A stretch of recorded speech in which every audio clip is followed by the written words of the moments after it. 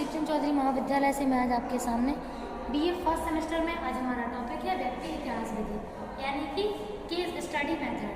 Case study method जैसे कि आपको नाम से ही समझ में आ रहा होगा, व्यक्ति मतलब किसी एक व्यक्ति के बारे में उसके इतिहास को जानने की विधि को हम व्यक्ति इतिहास विधि कहते हैं।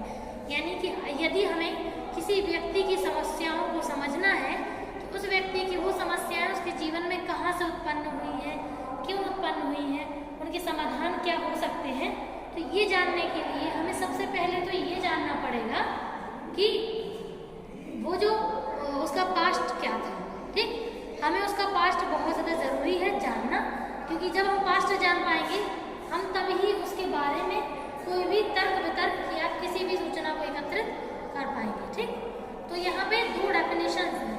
फर्स्ट है गुडी और हॉट की 1957 की। इनका मानना था कि जो भी क्या बोलते हैं व्यक्ति इतिहास विधि का सीधा सा तात्पर्य है वो ये है कि जब हम किसी एक व्यक्ति के बारे में उससे जुड़ी सूचनाओं, उससे जुड़ी समस्याओं के बारे में बहुत सारे लोगों से सूचनाओं को प्राप्त करते हैं जो उसके करीबी होते हैं, तो उनसे जब हम सूचनाएं प्राप्त करते हैं तो ये इससे उसके इतिहास के बारे में पता चल जाता है और उससे हमें समस्याओं का समाधान करने में भी आसानी होती है। नेक्स्ट है पीवी यंग। ठीक, तो पीवी यंग का मानना था कि अगर हमें व्यक्ति की समस्याओं का समाधान करना है तो सबसे पहले हमें उसकी प्रॉब्लम को समझना होगा। प्रॉब्लम कैसे समझेंगे? जब हम प्रॉब्लम की जड़ तक पहुंचेंगे। ठीक, तो जड़ तक पहुंचने के लिए हमें क्या करना होगा?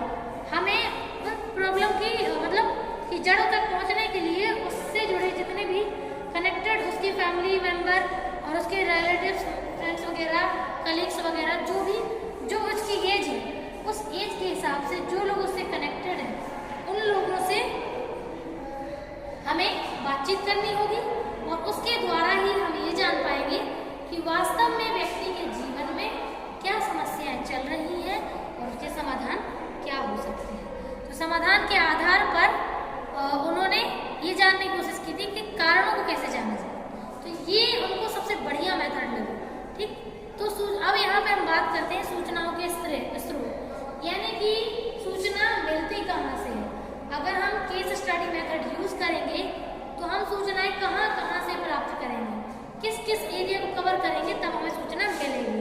तो फर्स्ट इज दैट व्यक्ति, यानी कि जिस व्यक्ति को प्रॉब्लम है उस व्यक्ति की ही बात हो रही है। ठीक, जिस पर्सन की प्रॉब्लम है हम उससे ही पूछेंगे, पहला पॉइंट। सेकंड, माता पिता। आप तो जानते हैं एक बच्चे के मतलब जब वो बच्चा गर्भ में आता है तब से ही माँ बाप उस बच्चे से कनेक्टेड होते हैं। तो पैदा होने के बाद बच्चे के बारे में, बच्चे की चीज़ों के बारे में, उसकी विशेषताओं, उसके व्यक्तित्व के बारे में सबसे ज़्यादा जानकारी बच्चे के बाद अगर किसी को है तो उसके माता पिता को होती है। जैसे आपने देखा होगा, अगर कुछ बच्चे हमेशा सच बोलते हैं, झूठ नहीं बोलते, तो अगर उसका बच्चा कह देगा एक बार माता पिता से कि मैं सच बोल रहा हूँ, पहली बात तो अगर हमेशा ही सच बोलता है तो ये कहने की उसको ज़रूरत ही नहीं है।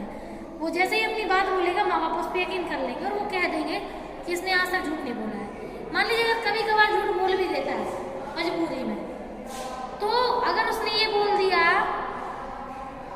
कि मैं सच बोल रहा हूँ तो यकीन हो जाएगा उनको। अगर मान लीजिए वो हमेशा ही झूठ बोलता है और उसके माता पिता उससे क्या बोलते हैं वो हमेशा ही झूठ बोलता है, तो वो कितना भी सच भी क्यों ना बोलेगा, माता पिता तो तुरंत समझ मतलब माता पिता को तो ये लगेगा कि झूठ ही बोल रहा है। और हो सकता है कभी वो सच बोले तो उसके माता पिता समझ जाए। तो एक तरीके से जो हम अपने बारे में जो अपने अंदर तक महसूस करते हैं वो हमारे माता पिता को पता होता है। बस एक पल के बाद ऐसा होता है कि एडोलसेंस की एज से हम लोगों के दोस्त अलग अलग हो जाते हैं, दोस्त बन जाते हैं नए नए, फिर हम लोग माता पिता से मतलब एक नेचर होता है बच्चे का। ऐसे माता पिता का भी नेचर होता है कि अपने बच्चों से उसकी पर्सनल लाइफ या उनकी लाइफ के बारे में चीज़ें बात करते हैं या नहीं, शेयर करते हैं या नहीं, तो बच्चे पे डिपेंड करता है माता पिता पे भी। ठीक, तो माता पिता कहने को बच्चों को बहुत ज़्यादा जानते हैं। ठीक, बच्चे के बराबर तो नहीं कह सकते, बस बच्चे से थोड़ा कम, लेकिन जानते जरूर हैं। नेक्स्ट है पड़ोसी। तो अब पड़ोसी देखो बचपन से आपको देख रहा है, आपके व्यवहार को ऑब्जर्व कर रहा है, वैसे तो किसी के व्यवहार को जानने और समझने के लिए, उस व्यक्ति को समझने के लिए 6-8 महीने, बहुत से बहुत साल भर काफ़ी होता है, क्योंकि 1 साल तक जो व्यवहार हमें नज़र नहीं आता है वो उसका व्यक्तित्व नहीं होता है। ठीक, तो पड़ोसी भी एक तरीके से सही सूचना दे सकते हैं, या पड़ोसी को कई हद तक बहुत सारी सूचनाएं पता होती हैं, लेकिन प्रॉब्लम तो ये भी है ना कि जिन पड़ोसियों से हम सूचना एकत्रित कर रहे हैं वो आखिरकार है कैसे। हम कौन सा पड़ोसी को अच्छे से जानते हैं, मतलब वो उनके राइवल हैं या उनके फ्रेंड हैं, कौन है। मान लो फ्रेंड होंगे तो कमियां छुपा लेंगे, और राइवल होंगे तो उनकी अच्छाइयों को भी बुराइयों में तब्दील करके बताएंगे। तो अपन ऐसा करते हैं केवल एक पड़ोसी से नहीं, आसपास के जितने भी पड़ोसी हैं जो उनके क्लोज हैं बिल्कुल, उन सबसे बात करते हैं। उससे फायदे क्या है, अगर कोई एक पड़ोसी झूठ भी बोल रहा होगा ना तो वो चीज़ें वहीं क्लियर हो जाती हैं, और हम घुमा फिरा के उनसे क्रॉस क्वेश्चनिंग भी कर लेते हैं। तो अगला है संबंध, रिलेटिव्स। तो रिलेटिव से भी एक बच्चे को बहुत अच्छे से जानते हैं। एक व्यक्ति के बारे में बहुत हद तक सूचनाएं एक रिलेटिव को भी होती है। एक बच्चा कैसा है कैसा नहीं है, उसका चरित्र चित्र कैसा है, ये उसके संबंधी बहुत अच्छे से समझते हैं, ये बड़ी बात है। नेक्स्ट है मित्र। तो दोस्त और माता पिता भी तो इक्वली होते हैं, बिल्कुल। फ्रेंड भी एक व्यक्ति को उतना ही जानता है जितना माता पिता या वो व्यक्ति को। तो मित्रों को भी बहुत कुछ पता होता है, पर्सनल प्रोफेशनल हर लाइफ के बारे में। तो सबसे ज़्यादा माता पिता के बाद अगर सबसे ज़्यादा सोर्स ऑफ इन्फॉर्मेशन किसी को से मिल सकती है तो मित्र है, लेकिन मित्र से भी ज़्यादा पड़ोसी से मिल सकती है। ठीक, नेक्स्ट है अध्यापक यानी कि टीचर। देखिए टीचर भी अपने बच्चे को, जो स्टूडेंट उनका होता है, उसको देखते देखते देखते देखते कई समय तक जब देखता है, मिलता है, तो एक समय के बाद वो उसे समझने लगता है। 6-8 महीने बाद वो समझ जाता है कि इसका वास्तविक नेचर कैसा है। तो अध्यापक भी एक सही स्रोत है, क्योंकि अध्यापक मोस्टली गलत सूचनाएं नहीं देता है, अच्छा स्रोत है। नेक्स्ट है कार्यालय यानी कि जहाँ पर वो वर्क करता है।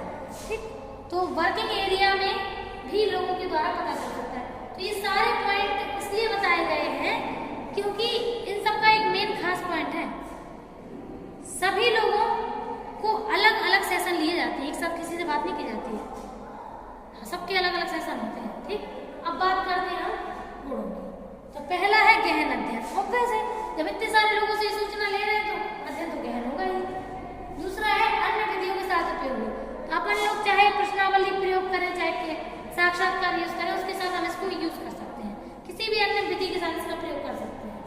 नेक्स्ट है अपराधियों के अध्ययन में गहन उपयोग। सही बात, कुछ लोग अगर बहुत ज़्यादा क्रिमिनल माइंड होते हैं तो उनके बारे में जानने के लिए जब हमें अलग अलग सोर्स से सूचना मिलती है, क्योंकि उन्हें तो पता नहीं होता है। जैसे आपने दृश्य मूवी देखी हो शायद, उसमें यही होता है, उन फैमिली मेम्बर से जब भी इंक्वायरी होती है, चाहे अजय देवगन से हो, चाहे उनकी वाइफ से हो, उनकी बहन से हो, या फिर उनकी बच्ची बेटी से हो, सभी से अलग अलग सूचनाएं ली जाती हैं, एक साथ बैठा के नहीं पूछते हैं, और एक दूसरे को मैनिपुलेशन भी करते हैं, क्योंकि चूंकि मतलब ज़्यादा समय तो देते नहीं, अलग अलग कमरों में अलग अलग इंक्वायरी करते हैं, और एक ही व्यक्ति सभी लोगों की भी इंक्वायरी कर सकता है। तो उससे ये भी रहता है कि वो मतलब उनके पास क्रॉस क्वेश्चनिंग से भी बहुत सारी ऐसी सूचनाएं वो निकाल लेते हैं जो उनको पता नहीं होती हैं, या पता होती है बताना नहीं चाहते, तो ये पता चल सकता है। नेक्स्ट है व्यक्ति के अतीत के बारे में। तो वैसे जानना क्या है, पास्ट ही तो जानना है। नेक्स्ट है समस्याओं के निर्धारकों का अध्ययन। वो कैसे है, व्यक्ति इतिहास अगर जानना चाहते हैं तो किस समस्या का क्या कारण है, किस कारण की वजह से कौन सी समस्या उत्पन्न हुई है, उसको जानना बड़ा ही जरूरी है। नेक्स्ट है मानव के विभिन्नशील गुणों का अध्ययन। तो मानव के विभिन्नशील गुण मतलब कि जो भी मानव नहीं, यहाँ पे मानव था, एक मिनट, मानव के विभिन्नशील गुणों का अध्ययन। तो इसमें जितने भी कैरेक्टरिस्टिक्स व्यक्तित्व की विशेषताएं होती हैं, उन सब का पता हम सभी लोगों से लगा सकते हैं। लास्ट है विशिष्ट और उच्च वैज्ञानिक विधि। तो सबसे बढ़िया और गजब की विधि है, क्योंकि सोर्स ऑफ इंफॉर्मेशन ज़्यादा है इसमें। Okay, thank you.